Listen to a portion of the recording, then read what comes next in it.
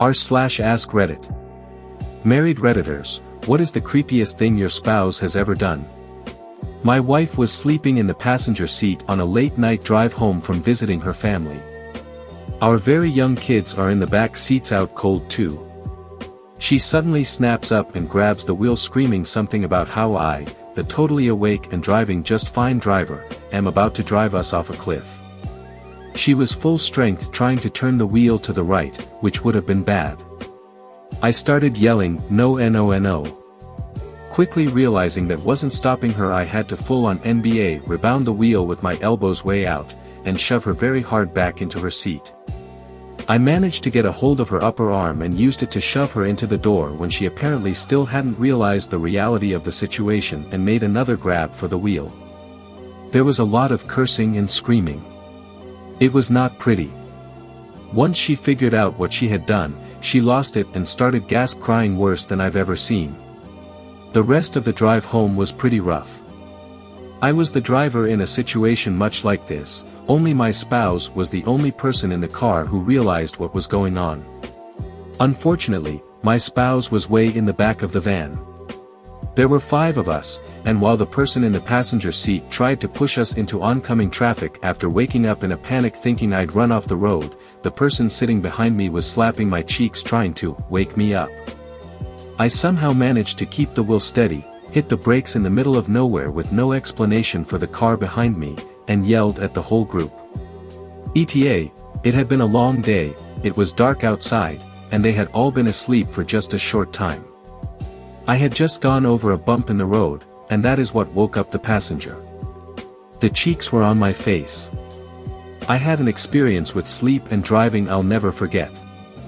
I was driving my sleeping kids to a cabin and was getting sleepy myself, so I pulled into a rest area for a quick power nap and then some caffeine. I parked facing a giant rock. I exploded awake a few minutes later thinking I was still driving, and all I saw was a giant rock mere feet from my front bumper. In that split second of confusion, the fact that it just killed my children flashed through my head, and I realized that if I survived I'd have to explain to my wife and live with the fact. I wouldn't go so far as to use the term PTSD, but I have an extremely strong emotional reaction to that memory, and I'll absolutely never forget the soul-crushing guilt I felt in that moment. Just thinking about it makes me sweat. I've never gotten sleepy driving since. My mind simply won't allow it. I actually had this happen, and unfortunately the sleeping person made us get into a terrible accident that ruined my life for 3 years. Barely survived. You are very lucky you were able to stop her.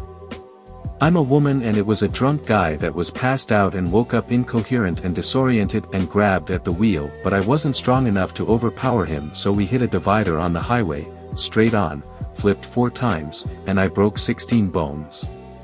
Had to learn to walk again and read and write. Literal miracle I'm alive. The guy crazy enough only had a scratch on his head. The DRS said BC he was so wasted that the body handles an accident better, BC it's so relaxed. Crazy shit. Glad you and your wife and kids had the best possible outcome in this situation. A true blessing. The most fucked up part about this story is I was completely sober and found him passed out and felt worried he was getting alcohol poisoning, so I was driving him to the hospital. Made a bad judgment call putting him in the front seat. Learned a lesson. I also wonder what would have happened if I had just called the paramedics instead or put him in an Uber. Literally anything except putting him in my car, but I was freaking out and thought I should help him. A split-moment decision I'll never forget. For everyone assuming he was kidnapped, no, before he passed out he called me and told me where he was. We were very briefly dating. I knew him a few months but not well enough to know he has some drinking problem. I wouldn't just put a stranger in my car. I also don't have enough experience to know if he took something else or was dying or what was happening, so I put him in the car because I assumed he would be asleep the whole time. I don't have sleepwalkers or people with night terrors in my life or people who get so wasted, so this was a freak accident I was just not prepared to handle. No, I didn't sue him. Luckily insurance covered most of my medical bills. I got no money out of the entire situation. 0. Just lots of grief and lessons learned. One night, my spouse sleepwalked into the kitchen, opened the fridge, and started having a full conversation with a jar of pickles. I'm still not sure who won that debate. Did you ask her what the deal was? What a pickle it was they were in. I woke up once and he was laughing in his sleep. Then I heard our kid laughing in her sleep. She was upstairs and I heard her through the monitor. I was super creeped out the rest of the night. Mirror neurons, I'm guessing he just copied your daughter's laughing, which he heard over the monitor just before you woke up. I'm absolutely convinced that two people who are close can dream together. I once had a dream that my violin had broken when I took it on an airplane. The next morning, when I woke up, my girlfriend told me she had dreamed that I was furious because someone had broken my violin. I was taking a nap and had a dream that my wife was in trouble. Woke up in a cold sweat, like immediately straight up in bed in a panic. In 18 years it's never happened before or since. She called me less than 30 seconds later. Her motorcycle had trouble and she was stranded. She's never been in trouble since then, like 11 years later, and I've never had a dream that made me wake up like that. So yeah, there's something to dreams for sure. I had a dream about my grandfather where he was sitting in his truck during a hunting trip we went on years prior. When I walked up to him I saw he had shot himself. I woke up feeling unsettled ASF. A few days later my mother called and told me my pap had shot himself. I had a dream a few weeks after where we talked and reminisced on his life and how he was proud of me. I'm not one for supernatural things, but I can't explain that dreaming stuff. My ex-husband had returned from a deployment and it was a pretty rough one. He was there for Fallujah and yeah, just tough on him. He was having a hard time sleeping and was prescribed a couple of doses of Ambien to get back on the US clock. I was sleeping but woke up when I heard a metal shink clink and saw that he was sitting on the edge of the bed. I asked if he was okay and he turned his head to me slowly and said something incoherent, then put his finger to his lip in a shush and slowly turned his head back to face the door. I got up and he was sitting there on the edge of the bed, buck-ass naked except for his socks and boots, laced up, holding his locked and loaded AK-47, that was the sound I heard. He'd somehow gotten up, found his gun-safe keys, went to the basement, pulled out his AK, pulled his ammo out of the separate ammo box, loaded a magazine, put on his boots, and come back to bed. I was instantly as awake as a human can be, like this shit could go real fucking bad real fucking fast. I told him it was my turn for guard duty and to get some sleep. He just kind of grunted and fell sideways into bed, rolled over, and started snoring. I earned my ninja badge that night getting the gun away from him. I didn't sleep a wink because I couldn't find the gun safe keys, so I just kept vigil in bed and read a book, soothing him when he started stirring. He remembered none of it. I locked his gun safe keys away from him for a very long time after that night and he didn't take Ambien again.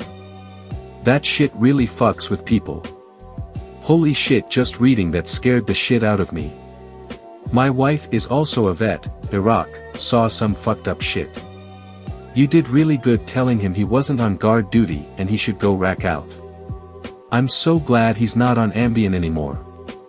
I'll give credit where it's due, the CSM's wife and I were chatting after reintegration training about how useless it was. She told me her husband had trouble sleeping after deployments and she'd tell him it was her turn for guard duty and he'd knock out instantly. Best damn advice ever. I shared it, minus the scary details, when I attended reintegration training. I gained like 20 pounds on Ambien in college. Wasn't really sure why I gained weight, but I would party and eat terribly, so I figured that must be it. I was also angry at my roommate/best friend daily for always leaving dishes in the sink for me to clean the next day. Fast forward to after I graduated and I moved back in with my parents for a little while. Apparently around midnight or later every night I would go into the kitchen, cook elaborate meals, mind you I had already eaten dinner at this point, have full conversations with my parents, eat and then go to bed. Took a while to put it together when they would talk about conversations we had that I just didn't remember. Ambien made me sleep cook, sleep eat, and constantly be a dick to my best friend over something he never did. Full-on blackout mode. Thankfully he's the forgiving type. Before we go further, please press the red subscribe button below if you're enjoying this so far. My wife is a sleep talker. It's usually just gibberish, but when she was asleep and I was watching a movie, sat upright and looked at and said, "Those clowns won't get my ice cream." Slapped me in the face and went to sleep. I was like, okay, the clowns won't get her ice cream. Mine was sleep talking too. He pointed at an empty corner of the room, whispered, "What is that?" and stared in horror until I woke him up. Scared the shit out of me. Would have grabbed my pillow and left him in the room with whatever it was. My best friend in middle school would do this. He was a big sleeper, so whenever we'd all stay the night somewhere, he was always out cold by 11 p.m. After several hours of subconsciously hearing the rest of us talking around him, he'd start mumbling replies that were complete nonsense. One night he bolted upright, looked straight ahead with the most conviction and said firmly, "Sausages are too stupid to rule the whole world, so why the fuck are we talking about it?" And then fell back into a slumber. Doesn't feel creepy now, but it did then. My husband sat bolt upright in bed, still asleep, in the middle of the night, rummaged on the floor to find a small blanket. He then fluffed that blanket over me and stole the entire comforter out from under it. Immediately back to snoring. That is adorable and hilarious. If he is still a blanket hog, I can say from experience that separate blankets/comforters are a game changer. Back when my husband and I were dating, we lived in an apartment that had a hospice patient in the apartment below us who eventually passed. One night my husband fell asleep with the TV on. I woke to turn it off and went back to bed. He suddenly sat up in bed and stared at the doorway to our room for a few minutes. Eyes wide open. I'm freaking out at this point, thinking he's fucking with me. I'm trying to get him to respond, saying it's not funny anymore. He just suddenly says, "You're not welcome here." Stares for about 5 more minutes and then just lays down and goes back to sleep with his back to me. Needless to say, no matter what I did, that man would not wake up. The next morning he had no memory of it and it never happened again. Still makes my gut churn when I think back on it. Edit to update, since it's been asked a bunch. The hospice patient had passed away in the apartment directly below us like a week before this incident. So the timing just made it that much scarier. My husband talks in his sleep. One time, he rolled over toward me, chuckled, and then said, "Your bones are finally dry." He never remembers what he says by morning, but I'll literally never forget that one LOL. This is markedly less creepy, but I want to share mine. My ex talked in his sleep, and once he rolled over, cupped his hand over my vagina, and goes, "There's bears in there." Then he rolled back over. A girl I dated right after college did some sleep talking.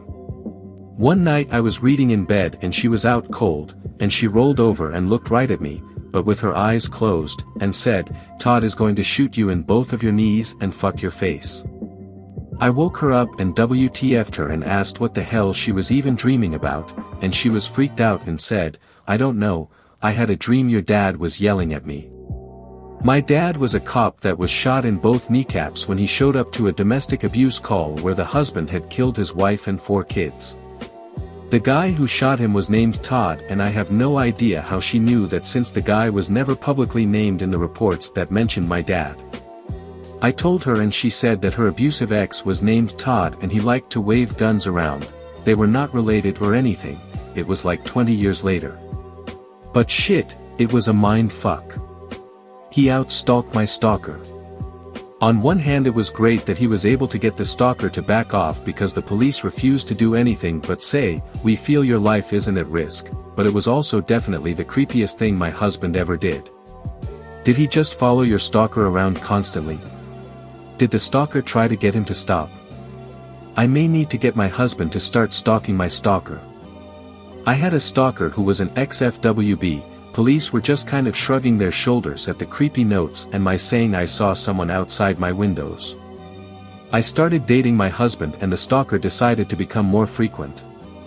On one date my stalker showed up and I was honest with my husband about the stalker and explained that this was going to be a thing until the guy either got bored or escalated enough for police to do something or escalated enough to where the stalker got emboldened to approach me again and I could kick his ass without the worry of having to be arrested. My husband either saw or heard someone outside my window a few times when he stayed over, but whenever he'd get out there he'd either see someone running off or see no one. It was off-season for my husband's work, so he had a lot of free time and apparently decided the best use of it was to stalk my stalker. I'd got to work and he started showing up at the guy's job, he started following him home or out and about, he left weird notes at his door or taped outside of his bedroom window, etc.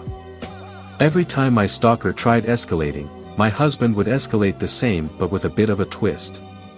Eventually, I caught my stalker trying to break into my car. I called the cops and they once again shrugged because to them, since he was unsuccessful at breaking in, then there was nothing we can do. Cops in my area were obviously top-notch, faced with rolling eyes. About a week later my husband went into the house my stalker lived in when not a lot of people were. He lived in a multi-generational home. It was a very Catholic house, so my husband turned all the crosses upside down, tossed all the household trash under my stalker's bed, and then left a cryptic note. Stalker confronted me at the grocery store a few days later. He told me my husband had been stalking him and told me what happened and that my husband was not good for me, so me and the stalker should date instead, etc. When I didn't believe him and jump on that offer, my stalker told me I was crazy and that I missed out. Stalker stopped stalking, my husband and I kept dating. About 2 months later my husband asked if my stalker had shown up again. He hadn't, and I explained what happened in the store. My husband told me everything he'd done and we got married a few years later. We're going on 15 years together. Stalker would occasionally message me on various social medias. About 8 to 10 years ago, I'd block him, and I haven't heard anything since. Night terrors. Nothing like being woken up by a death-curdling scream. My son had night terrors for a couple of years when he was a toddler. It's the most horrifying thing to watch. Their eyes are open but glazed over, and they're screaming bloody murder. And you just have to sit through it and wait for it to stop. It's seriously one of the most terrifying things I've witnessed, and that was in a 3-year-old. I cannot imagine seeing it in an adult. I had night terrors as a child. I can still, to this day, remember one of them. Apparently I had been having one, and screaming/crying, so my dad came into the room to bring me to my parents' bedroom. I remember seeing him come into the room to pick me up, but I didn't know it was him. To me he appeared as a werewolf-like monster. It was terrifying. I'm glad I stopped having them a long time ago. Not my wife. The girl I dated before my wife. She had night terrors. Like sitting up in bed and screaming at her sister at the end of her bed. Of course there was no one there. The one that really sticks out though was the Philly incident.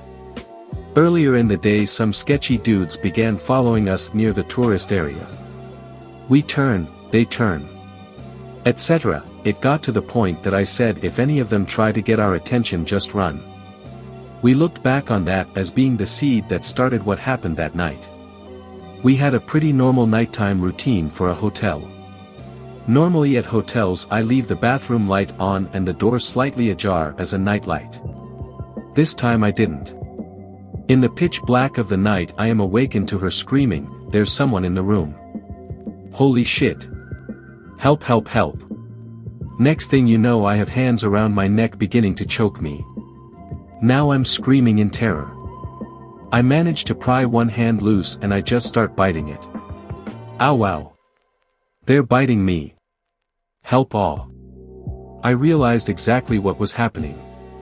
I think by then I was also up out of bed and I found the light switch. We calmed down. What we always thought was odd was that no one checked on us. This was 2 adults screaming in an airport hotel in the middle of the night like they were being murdered, and no one checked on us. I woke up one night to a knocking sound, and when I rolled over to wake my girlfriend, who I'm now married to, I found she was not in bed. The lights outside the room were off, and I laid there for a moment, listening to the sound before it stopped. I called her name, but received no answer. The entire house was dark, and we lived in the boons, out in the middle of nowhere in Oregon. When I finally got the balls to wake up and investigate the sound and her whereabouts, I found nothing, until I reached the kitchen. As I was walking around, calling her name, I heard knocking again and found it coming from the closed pantry door. I called her name. Nothing. I stared at the door for what felt like minutes before I opened it and found her in there walking over and over again into the wall on the far side of the larder. She was completely naked, and this was the first instance of her experiencing somnambulism, which has, to this day, occurred quite frequently and seems to become stranger and stranger over time. Thanks for watching. Please press the like button if you enjoyed and the notification bell next to the subscribe button to never miss another video. Let me know your thoughts below. Bye.